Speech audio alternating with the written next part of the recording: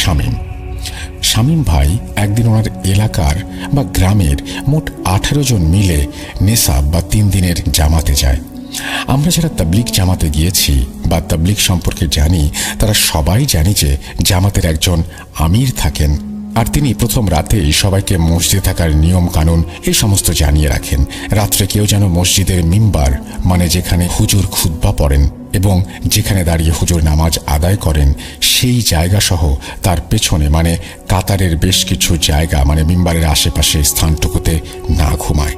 কারণ আমরা সবাই জানি রাত্রে মসজিদে জিনেরা নামাজ আদায় করতে আসে, কেউ সেখানে যদি ঘুমায় তাহলে তাদের নামাজের অসুবিধা হয় এবং সেই জন্য সেখানে থাকাও বা ঘুমানো নিষেধ। আমির সাহেব নিষেধ করতে সেদিন কি কারণে যেন ভুলে গিয়েছিলেন। জামাতের কিছু সাথী সেই মসজিদে প্রথম রাত্রে মিম্বারের পাশেই ঘুমিয়ে যায়, আর তাদের মধ্যে 2 জন ঠিক করে সেই মিম্বার বরাবর ঘুমাবে। মাঝরাতে বিকট চিৎকারে সবার ঘুম ভেঙে যায়, আর সবাই বুঝতে পারে চিৎকারটা মসজিদের বাইরে থেকে আসছে। সবাই তড়িঘড়ি করে মসজিদের বাইরে গিয়ে দেখেন 2 জন মিম্বারের পাশে যে ঘুমিয়েছিল তারা মসজিদের পাশেই ঘাসের ওপর শুয়ে নিজেদের গলা ধরে মাটিতে গড়াগড়ি করছে আর চিৎকার করছে। সবাই এই বিষয় দেখে হতভম্ব হয়ে যায়, কারণ মসজিদের বারান্দায় তখনও তালা ঝুলছে। তাহলে এরা বাইরে কিভাবে গেল? আর বিষয়টা এমনও না যে তারাই তালা খুলে বাইরে গিয়েছে আবার তালা আটকে দিয়েছে, কারণ তালার চাবি মিম্বারের ওপরে রাখা। আমির সাহেবের স্পষ্ট মনে আছে রাতে ঘুমানোর আগে নিজের হাতে তালা চাবি লাগিয়ে মিম্বারের উপরে রেখে দিয়েছিলেন, যাতে রাত্রে কারো বাইরে মানে ওয়াশরুমে যাওয়ার প্রয়োজন হলে সে যেন সেখান থেকে চাবি নিয়ে তালা খুলে বাইরে যেতে পারে। যদি তারা নিজেরাই চাবি দিয়ে তালা খুলে থাকে তাহলে চাবিটা আবার জায়গা মতন রেখে দেওয়া সম্ভব না, কারণ তালাটা চাবি ছাড়া খোলা সম্ভব নয়। তো যাই হোক, ওনাদের ছটফটানি দেখে ওনারা মানে শামীম ভাই ও আমির সাহেব বাকি সবাই এসে চাবিটা এনে তালা খুলে বাইরে গিয়ে ওনাদের ভেতরে এনে পানি খাইয়ে শান্ত করেন এবং ওনাদের এমন অবস্থা কিভাবে হলো তা জিজ্ঞেস করেন। সেই 2 জন কিছুক্ষণ পরে তাদের যা বলে তা অনেকটা এমন: আমরা ঘুমিয়েছিলাম, হঠাৎ কোনো একটা লোমশ হাতের স্পর্শে ঘুম ভেঙে যায় আর বুঝতে পারি কিছু একটা যার শরীরে অনেক বড় বড় পশম, এমন কোনো প্রাণী আমাদের হাত পা ধরে আছে। আর এতটুকু বুঝতে পারছি যে আমাদের টেনে হিঁচড়ে এখানে মানে মসজিদের বাইরে নিয়ে আসা হচ্ছে, কিন্তু সেই প্রাণী বা মানুষ এবং তাকে কি বলবো সেটা বুঝতে পারছি না। চেহারা দেখে বোঝা যাচ্ছে না। ভয়ে গলা শুকিয়ে যাচ্ছে। চিৎকার করতে যাব ঠিক তখনই গলায় পা দিয়ে আমাদের গলার শব্দ আটকে দেয়। ক্ষণিকের জন্য মনে হচ্ছিল মারা যাচ্ছি, কিন্তু মারা যাওয়ার উপক্রম যখন হয় তখন পা সরিয়ে নেয়, আর সেই সময় চিৎকার করতে সক্ষম হই। আর বাকিটা আপনারা এসেই দেখলেন। এরপর সব শুনে আমির সাহেব জানান যে মিম্বারের পাশে ঘুমানোটা উচিত হয়নি, কারণ মসজিদে রাত্রে জিনেরা নামাজ আদায় করতে আসেন। আর যেমন মানুষের মধ্যে ভালো মন্দ আছে ঠিক তেমনি জিনদের মধ্যেও ভালো মন্দ আছে।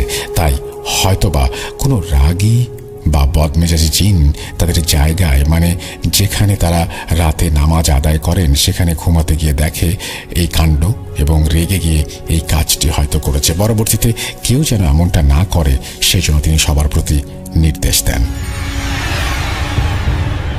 ঘটনা 2। এই ঘটনা প্রথম ঘটনা যে আমাকে বলেছে তার মুখেই শোনা। ঘটনাটি এরকম: আমরা সবাই জানি যারা তাবলিগে যায়, চিল্লায় যায়, তারা 40 দিন বা 120 দিন অথবা 1 সালের জন্য যায়। তারা সবাই প্রথমে ঢাকার কাকরাইল মসজিদে গিয়ে জামাতবদ্ধ হন। তারপর সেখান থেকে কাকরাইল মসজিদের মুরব্বীরা 15-20 জন কিংবা সময় সাপেক্ষে কম বা বেশি সাথে নিয়ে জামাতে বের হন। বাংলাদেশের যে কোনো প্রান্তে তারা চলে যান। 1 সালের জন্য হতে পারে, বিভিন্ন সময়ের বিভিন্ন মেয়াদে। কখনো জামাত নিজ এলাকা থেকেই আমির সাহেব সহ বের হয়ে যায় কাকরাইলের উদ্দেশ্যে, কখনো আবার এক এক থানা বা জেলার 2-1 জন করে মিলিয়ে জামাতবদ্ধ করে দেন মুরব্বীরা। আবার এমনও হয় কখনো এক এলাকার বা ইউনিয়ন থেকে 15-20 জনের জামাত বের হয়ে কাকরাইলে পৌঁছায়, কিন্তু তাদের মধ্যে কোনো আমির হওয়ার মতন যোগ্য ব্যক্তি থাকে না। সেক্ষেত্রে মুরব্বীরা ভিন্ন কোনো এলাকার একজন জানাশোনা ব্যক্তিকে তাদের সঙ্গে দিয়ে দেন। এমনি এক জামাতে ভিন্ন এলাকার একজন আমির দিয়ে 15 জনের একটি জামাত টিম বের করে দেয়া হয় বাংলাদেশের কোনো একটা এলাকায়। তাদের জামাতটা বেশ ভালোভাবেই ছিল, আদব মেনে চলছিল, কোনো প্রকার সমস্যা ছাড়াই। কিন্তু 7 দিন যাওয়ার পরে ঘটে ভিন্ন রকম এক ঘটনা। জানি না কতটা ভৌতিক বা ভয়ঙ্কর, তবে নিজেকে সেই জায়গায় রেখে ঘটনাটা উপলব্ধি করলে যে কারো বুকের স্পন্দন থেমে যাবে। 7 দিন পর আমির সাহেব সহ ওনার বাকি সব সাথীরা মিলে পরামর্শ বা মাসোয়ারা করতে বসেন মসজিদের ভেতরে মাঝামাঝি অবস্থানে। হঠাৎ কোনো একটা জিনিস আনার জন্য আমির সাহেব সেখানে থাকা এক যুবক বা সাথীকে বাইরে গিয়ে জিনিসটা আনতে বলেন, আর যুবক বা সাথী ভাইটা সেই জিনিস আনার জন্য বের হন। আমির সাহেব কি মনে করে ওনার দিকে লক্ষ্য করছিলেন। আমির সাহেব অবাক হয়ে খেয়াল করেন কয়েক সেকেন্ডের মধ্যে যুবক সাথীটা সেই জিনিস নিয়ে আবার সামনে উপস্থিত, যা একেবারে অসম্ভব, কারণ জিনিসটা যেখানে ছিল সেখান থেকে আনতে মিনিমাম 2 মিনিট লাগবে। আমির সাহেবের মনে হলো যুবকটা মসজিদ থেকে বের হয়ে বারান্দায় গিয়ে হাতটা বাড়িয়ে দিল, আর তার হাতটা যেন দূর থেকে কোনো একটা বস্তু উঠিয়ে নিয়ে আসলো। থতমত খেয়ে যুবকটা সহ বাকি সবার দিকে তাকিয়ে আছেন আমির সাহেব।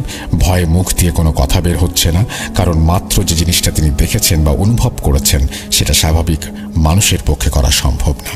আমির সাহেবের এমন অবস্থা, বাকিরাও ব্যাপারটা বুঝতে পারল এবং সেই জামাতে থাকা অনেক বন্ধু বা সাথী আমির সাহেবকে সান্ত্বনা দিতে লাগলো। আমির সাহেব, আপনি যে বিষয়টি দেখেছেন বা বুঝতে পারছেন তা আমি উপলব্ধি করতে পেরেছি। একটা সত্য কথা আপনাকে জানানো উচিত। হয়তো আপনি আরও বেশি ভয় পাবেন, কিন্তু আমি আপনাকে আশ্বাস দিচ্ছি আপনার কোনো ক্ষতি হবে না। আসলে আপনি ছাড়া আমাদের জামাতে উপস্থিত সবাই জিন, মানে আমাদের এই 15 জনের জামাতের মধ্যে আপনি একমাত্র মানুষ। তবে আপনার ভয় পাওয়ার কোনো কারণ নেই। আমরা সবাই দিনের কাজে এসেছি, দিন শিখতে এসেছি, আল্লাহ পাকের সান্নিধ্যের জন্য এসেছি। আর আপনি আমাদের আমির। আপনি মানুষ, আমরা জিন, কিন্তু আপনি আমাদের আমির। তাই আপনার কোনো ক্ষতি বা সমস্যার কারণ আমরা হব না। আপনি অবশ্যই আমাদের কাছে উপস্থিত সবার মধ্যে সবচাইতে সম্মানিত ব্যক্তি। পরে বাকিরাও আমির সাহেবকে বোঝাতে সক্ষম হন। এরপর আমির সাহেব সবার উদ্দেশ্যে বলেন যাতে পরবর্তীতে কোনো সাথী ভাইয়ের কোনো কার্যকলাপে এমন কিছু না ঘটে যে এলাকা বা মহল্লার মুসল্লিরা সেটা বুঝতে পারে, এবং তারা যদি অনুভব করতে পারে এটা জিনদের জামাত, তাহলে সবাই ভয় পাবে। এরপর সবাই সম্মতি দেয় যে ওনারা ওনাদের কাজকর্ম ঠিকভাবেই করবেন, কিন্তু প্রকাশ করবেন না। এরপর আল্লাহর রহমতে সহি সালামতে বাকি দিন পার করে কাকরাইল মসজিদে উপস্থিত হন।